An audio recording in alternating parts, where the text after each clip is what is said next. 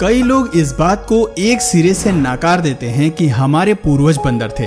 खैर, इस बात को अनदेखा करने का वाजिब कारण भी है। आखिर कौन मानना चाहेगा कि सड़क पर अजीबोगरीब हरकतें करने वाले ये जानवर हमारे रिश्तेदार भी हो सकते हैं। आखिर कौन कल्पना कर सकता है कि बिना शर्म लिहाज के लोगों का खाना छीनने वाले बंदर और चिंपैंजीज हमारे नजदीकी पूर्वज हो सकते हैं। सीधी भाषा में कहें तो गलती लोगों की नहीं बल्कि उस सोच की है जिसने ये बताया कि इंसान बाकियों से अलग हैं और धरती पर वो सबसे स्पेशल हैं। सबसे अलग और सबसे खास होने के विचार से ही अक्सर लोग ये सवाल पूछते हैं कि अगर हम बंदर से इंसान बने हैं तो आज भी बंदर क्यों हैं।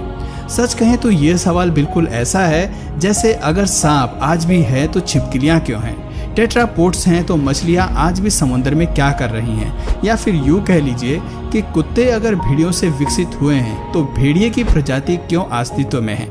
खैर, ज़्यादा कंफ्यूज होने की ज़रूरत नहीं है। आज की वीडियो में हम आपके सभी सवालों का जवाब देने वाले हैं और ये भी बताने वाले हैं कि आज के बंदर इंसान क्यों नहीं बनते। धरती पर सबसे अनोखा और सबसे इम्पोर्टेंट होने का विचार कितना सुहाना लगता है ना।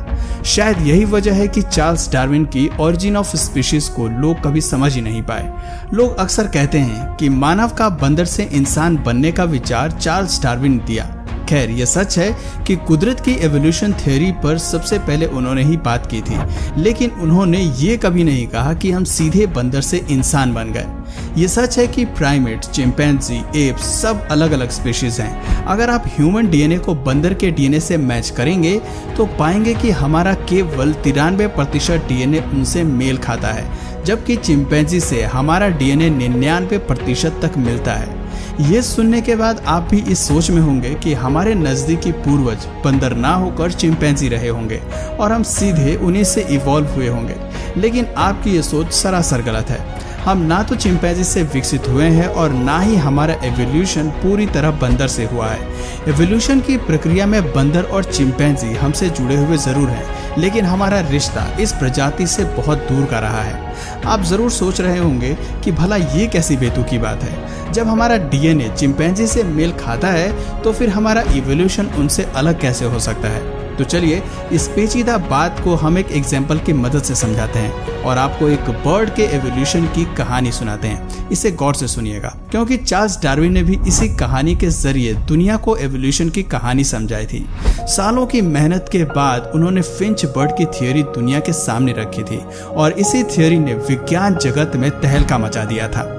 बात करें फिंच बर्ड की तो डार्विन ने अपनी किताब के जरिए दुनिया को बताया कि 2 मिलियन साल पहले फिंच बर्ड के अस्तित्व की शुरुआत हुई। ये नन्ही सी चिड़िया अपने शुरुआती दौर में जितनी प्यारी थी उतनी ही मासूम। सबसे अनोखी बात थी कि धरती पर इसकी एक ही स्पीशीज मौजूद थी और ये एक ही जगह तक सीमित थी। दूसरी हैबिटेट का ज्ञान इसे अभी नहीं था, लेकिन संख्या बढ़ने के साथ साथ अब इन्हें और ज्यादा भोजन खाने की जरूरत थी। ऐसे में दूसरे द्वीपों पर माइग्रेट होना ही बेस्ट ऑप्शन था। इसलिए फिंच बर्ड 3 ग्रुप में बंट गई। एक ग्रुप माइग्रेट हुआ आइलैंड ए पर, जबकि दूसरे ग्रुप ने आशियाना बनाया आइलैंड बी को, और जो बची वो हमेशा के लिए आइलैंड सी पर ही रह गईं। ये वो बर्ड्स थी जिन्होंने अपने घर को नहीं छोड़ा और वो अपनी बर्थ प्लेस पर ही टिकी रही। माइग्रेट करने वाली फिंच बर्ड्स के दोनों ही ग्रुप ने अपने आप को नए वातावरण में ढालना शुरू किया। वहां उन्होंने अपने लिए घर बनाने और भोजन तलाशने की प्रक्रिया शुरू की। दोनों ही द्वीपों पर रहन सहन, खाने पीने के तरीके में बदलाव था। जाहिर सी बात थी कि आइलैंड ए का तापमान, इकोसिस्टम और हैबिटेट आइलैंड बी से बेहद अलग था। ए आइलैंड में खाने के लिए जो उपलब्ध था वो बी आइलैंड में उपलब्ध नहीं था। सीधी भाषा में कहें तो ए आइलैंड में फल ज्यादा मात्रा में थे, जबकि आइलैंड बी में बग्स, इंसेक्ट्स मौजूद थे। ऐसे में आइलैंड ए पर रहने वाली फिंच बर्ड्स में फलों को खाने के लिए हार्ड और लंबी चोंच का विकास हुआ और आगे चलकर इन फिंचेस को लॉन्ग बिक फिंच बुलाया गया। जबकि कीड़ों को खाने के लिए एक बड़ी चोंच की जरूरत नहीं थी, लेकिन मजबूती जरूर चाहिए थी। इसलिए आइलैंड बी पर रहने वाली फिंचेस की चोंच छोटी ही रही, लेकिन वो काफी मजबूत हो गई। इन फिंचेस को शॉर्ट बिक फिंचेस का नाम दिया गया। अपने अपने इलाके में सरवाइव करने के लिए दोनों ही बर्ड्स अलग अलग तरह से इवॉल्व हुई। शुरुआती दौर में फिंचेस को कई मुश्किलों का सामना करना पड़ा। इन द्वीपों के हालात उनके पुराने आशियाने से अलग थे। लेकिन मुश्किल हालातों में सरवाइव करने के लिए इन दोनों ने खुद को इवॉल्व कर लिया। अब धरती पर फिंचेस की 3 तरह की प्रजातियां मौजूद थी। पहली वो जिनके पास एक लंबी चोंच थी और वो फल खाती थी, दूसरी वो जिनकी चोंच छोटी और मजबूत थी, और तीसरी वो प्रजाति जो आइलैंड सी पर मौजूद थी। सी आइलैंड पर रहने वाली फिंचेस वो थी जिनसे बाकी द्वीपों पर फिंचेस माइग्रेट हुई थी, यानी कि यहाँ फिंचेस अपने असली स्वरूप में मौजूद थी। आप ये भी कह सकते हैं कि सी आइलैंड में रहने वाली फिंचेस से हमें 2 नई स्पीशीज मिली जो अपने अपने हिसाब से इवॉल्व हुई। इसके बारे में ये नहीं कहा जा सकता कि दोनों फिंचेस एक दूसरे से इवॉल्व हुई, हालांकि ये जरूर कहा जा सकता है कि दोनों ही फिंचेस का प्राइमरी सोर्स सेम रहा और दोनों एक ही सोर्स से इवॉल्व होकर इस स्वरूप में आई। अगर आप इनका डीएनए मिलाएंगे तो दोनों प्रजातियों का डीएनए वही होगा जो इनके सोर्स का है, लेकिन इन दोनों का एवोल्यूशन एक दूसरे से अलग है। ऐसे में हम इन्हें एवोल्यूशनरी कजन्स का दर्जा दे सकते हैं। ये एग्जाम्पल केवल फिंचेस पर ही नहीं बल्कि इंसानों पर भी लागू होता है। ये कहानी हमने आपको इसलिए सुनाई ताकि आप एवोल्यूशन को अच्छे से समझ सकें। डार्विन द्वारा दी गई ये थ्योरी दुनिया में सभी जीवों के एवोल्यूशन को समझाती है। जैसे कि सांप और छिपकली के एवोल्यूशन का सोर्स एक ही माना जाता है, भेड़िए और कुत्ते भी एक ही सोर्स को शेयर करते हैं। खास तौर पर बात करें इंसान की तो ये कहना बिल्कुल गलत है कि इंसान चिंपैंजी या फिर बंदर से इवॉल्व हुआ है। ना तो हम किसी बंदर से इवॉल्व हुए हैं और ना ही उनसे अलग हुए हैं। असल फैक्ट तो ये है कि बंदर और चिंपैंजी हमारे एवोल्यूशनरी कजन्स हैं। यहाँ हमारा और उनका प्राइमरी सोर्स एक ही है और इसीलिए हमारा डीएनए भी कई मायनों में उनसे मेल खाता है। लेकिन इसका ये मतलब कतई नहीं है कि इंसान चिंपैंजी से ही इवॉल्व हुआ है या आगे चलकर चिंपैंजी या बंदर इंसान बनने वाले हैं। अगर आप आस लगाए बैठे हैं कि जल्दी ही आपको धरती पर चिंपैंजी इंसान बनते दिखने वाले हैं, तो ऐसा कुछ भी नहीं होने वाला है। अब सवाल आता है कि अगर चिंपैंजी हमारे इवोल्यूशनरी कजन्स हैं तो वो कौन सा सोर्स रहा होगा जिससे हम अलग हुए होंगे।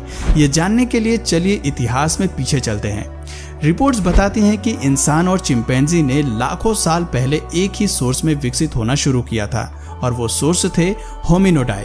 कहा जाता है कि ये प्रजाति हमारी साझा पूर्वज थी। शरीर से ये बंदर और इंसान दोनों ही तरह के दिखाई देते थे।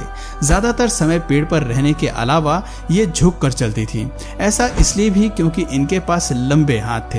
हालांकि इनकी सटीक शारीरिक बनावट कैसी थी वो आज भी हम नहीं जानते, लेकिन एक बात तो साफ थी कि इंसान और चिंपैंजी को एवोल्यूशनरी कजन्स बनाने का काम इसी प्रजाति ने किया था। आज हम होमिनिडाई को अपने ग्रेट ग्रेट ग्रेट ग्रैंडफादर का दर्जा दे सकते हैं क्योंकि इस जीव से 2 स्पीशीज अलग हुई। पहली थी होमिनिडाई और दूसरी को नाम दिया गया था हाइब्लोबैटिडाई। इन दोनों जीवों में फर्क केवल नाम का था। होमिनिडाई के रूप में हमारी नाक अंदर की तरफ इवॉल्व हुई जो धूल और मिट्टी और स्मॉल पार्टिकल्स को रोक सकती थी, लेकिन हाइब्लोबैटिडाई की नाक बाकी बंदरों जैसी ही थी। होमिनिडाई हमारे great great great great great grandfather हुए जो होमो सेपियंस के विकास के लिए जिम्मेदार थे, जबकि हाइब्लोबैटिडाई से आगे चलकर गिबॉन का विकास हुआ जो आज भी बंदर जैसे दिखाई देते हैं। बात करें होमिनिडाई की तो इस स्पीशीज में कई बदलाव और डिविजन्स हुए। इसी प्रजाति में होमिनिनाई और पोंगिनाई का डिवीजन हुआ। पोंगिनाई से उत्पन्न हुए पोंगो जो पेड़ पर रहने वाले एप्स की तरह दिखाई देते थे, जबकि होमिनिनाई बने हमारे करीबी पूर्वज जिन्हें हम अपने great great great great great grandfather का दर्जा देते हैं। हमारे ये पूर्वज एक बड़े लंगूर की तरह दिखाई देते थे। इनके शरीर पर लंबे लंबे बाल थे। कुछ होमिनिनाई पेड़ पर ही रहना चाहते थे, जबकि बाकियों ने विकसित होकर जमीन पर चलना शुरू कर दिया था। ऐसे में होमिनिनाई से 2 डिवीजन हुए। पहले डिवीजन से बने होमिनिनी जो जमीन पर चलना सीख गए थे और इनके बदन पर बाल भी कम थे, और दूसरी बनी गोलिनी जो अब भी पेड़ पर ही रहना चाहते थे। गोलिनी से निकले गोरिल्ला जो आज भी धरती पर मौजूद हैं। आगे इस प्रजाति में कोई एवोल्यूशन नहीं हुआ, लेकिन होमिनिनी में 2 डिवीजन हुए, जिसके चलते सबसे पहले उत्पन्न हुए हम यानी कि होमो सेपियंस, और फिर उत्पन्न हुए पैन पेनिस्कस यानी कि बोनोबो और चिंपैंजी। इन दोनों जीवों का डीएनए आज इंसान से 99% तक मेल खाता है। हमारी तरह ये भी काफी दिमाग वाले होते हैं। ये 2 पैरों पर चल सकते हैं और जमीन पर रहने के साथ पेड़ पर भी अपना आशियाना बना सकते हैं। एवोल्यूशन के इस पूरे ट्री को जानने के बाद हम समझ पाते हैं कि होमिनिडाई से कैसे इंसान, गोरिल्ला, चिंपैंजी और बाकी एप्स की प्रजाति का विकास हुआ। इस कहानी से पता चलता है कि डिविजन्स के चलते हम अलग अलग स्पीशीज में इवॉल्व तो हुए, लेकिन हमारा प्राइमरी सोर्स सेम रहा। यही वजह है कि हम काफ़ी कुछ उनसे मेल खाते हैं, हमारा डीएनए भी उनसे काफ़ी मिलता जुलता है। लेकिन इसका ये मतलब नहीं है कि हम चिंपैंजी या बंदर से इवॉल्व हुए हैं, बल्कि इसका मतलब ये है कि हम एक ही फैमिली ट्री का हिस्सा हैं। अब आते हैं हमारे सबसे दिलचस्प सवाल पर। ज़्यादातर लोग बस यही जानना चाहते हैं कि आज चिंपैंजी या बंदर इंसानों की तरह इवॉल्व क्यों नहीं हुए, केवल हमारा ही इवोल्यूशन क्यों हुआ। तो दोस्तों, इसका जवाब बेहद ही आसान है। दरअसल कुदरत में किसी भी प्रजाति का एवोल्यूशन तब होता है जब उन्हें विकास की जरूरत होती है। डार्विन की एवोल्यूशन थ्योरी में आपने नोटिस किया होगा कि फिंचेस भी तभी इवॉल्व हुई जब उनकी हैबिटेट में बदलाव हुआ। भोजन खाने के लिए जब उन्हें एक लंबी चोंच की जरूरत हुई तो उन्होंने अपने चोंच का विकास किया। अगर वो ऐसा नहीं करती तो वो भूखी मारी जाती। कुछ ऐसा ही हमें इंसानों के मामले में भी देखने को मिलता है। इंसान इवॉल्व इसलिए हुए क्योंकि उन्होंने पेड़ से नीचे उतरकर जमीन पर चलने का रास्ता अपनाया, जबकि गोरिल्ला और चिंपैंजी को ऐसा करने की जरूरत महसूस नहीं हुई। उन्होंने अपनी पुरानी कंडीशंस में रहना ही बेहतर समझा। जब वो पेड़ और घने जंगल में मजे से जिंदगी बिता रहे थे, तब इंसान अफ्रीका के मैदानी क्षेत्रों में फैल गए। भोजन के लिए इन्होंने ज्यादा समय सतह पर बिताना शुरू किया और इसीलिए ये दो पैरों पर चल पाए। इस फीचर के विकास के साथ ही इंसान कैसे आगे इवॉल्व हुआ, ये कहानी हम आपको ऑलरेडी पिछली वीडियो में बता चुके हैं। पर अगर फिर भी आपको इस एवोल्यूशन की प्रोसेस को और अच्छे से समझना है तो प्लीज कमेंट में इसका पार्ट 3 जरूर लिखिए। मैं इसका पार्ट 3 भी जरूर बनाऊंगा और वो भी बहुत डिटेल में। तो दोस्तों, आज की वीडियो में बस इतना ही। उम्मीद करता हूँ आपके सभी सवालों का जवाब इस वीडियो में मिल गया होगा। तो अगर इस वीडियो से आपको कुछ नया जानने या सीखने को मिला या फिर इंटरेस्टिंग लगा तो प्लीज़ इस वीडियो को एक लाइक करके अपने फ्रेंड्स और फैमिली में से ज़रूर शेयर करें। और यदि आप इस चैनल पर नए हैं तो प्लीज़ इस चैनल को सब्सक्राइब करके बेल नोटिफिकेशन आइकन को ऑन कर लीजिए ताकि हमारे आने वाले वीडियोज़ आप मिस ना करें। मिलते हैं फिर किसी वीडियो में नए टॉपिक के साथ। तब तक के लिए नमस्कार।